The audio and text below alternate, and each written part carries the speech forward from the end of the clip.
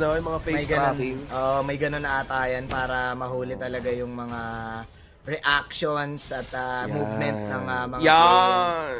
Ako ng season niya, ng paglalaro ng HOK.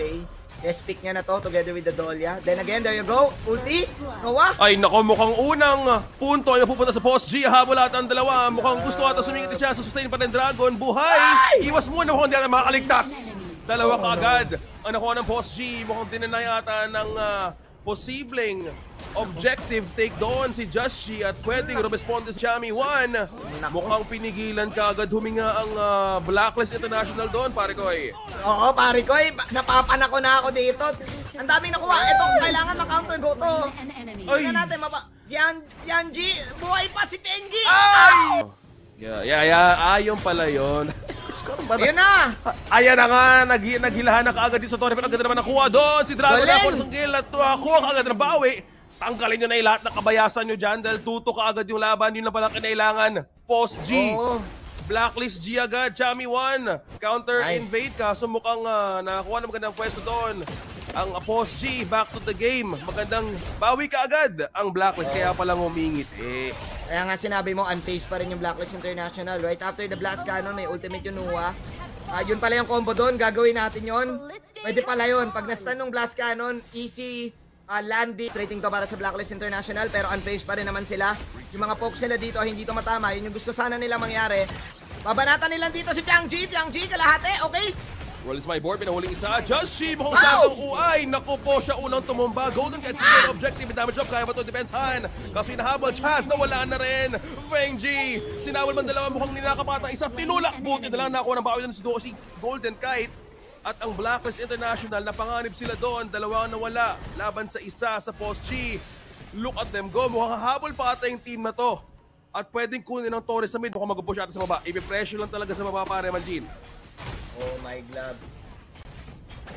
Oh my glove, Kuya OSX. It's looking bad for Blacklist International. They want to get the poke sana. But the problem is, kapag napupoke nila nakakawala dito si Pianggi, easy reset on that Ming. That's why nagkaroon ng confidence si Mio Sotis. Pumarap. Medyo maasim na move though para sa Faye. Could have been I think better movement kapag naging play safe na lang siya doon kasi medyo shutdown yon for the side of Blacklist. But still, the point is, wala silang sagot dito sa Ming and Lady Sun combination. Hindi nila ma-burst down, Kuya OSX. Nakakairita talaga katapat yan kahit ikaw ayaw mo yan eh. Sobra, pero promise, I underestimated this combo. Simula pa lang ng game, dahil di ako fan ng combo na to. Pero looks like yung kalamangan ni Post G ay nagbigay talaga ng magandang snowball early para kay Feng G. Kasi yung early is really not, parang hindi siya makapwesto. Dahil sa stronghold na ginagawa ng Post G, wala nga silang frontline to actually initiate team fights. Pero kung paano nila iniikot yung mapa, nakakabaliw talaga. Tignan mo, from bot lane to the mid lane, gusto nila i-actually tawagin ng Blacklist sa mga oras na hindi nila kayang i-respond kaagad. Which is so frustrating as you said. Yeah, super frustrating to. Hindi nakapag-snowball yung Ogran. Gusto mo sana yung Ogran maganda yung early. Pero nabibigyan siya dito. Oh my glove, nabibigyan si iniwalain ako, Justy. Baka mukha siya unang tutumba doon. Ba't si Golden Kite pala ang sumama para yan at dito na trap ang Blacklist International Pilipinas. Mga papanganib at papalik sa base. Wala nang maiiwan. At na-wipe out ka agad doon.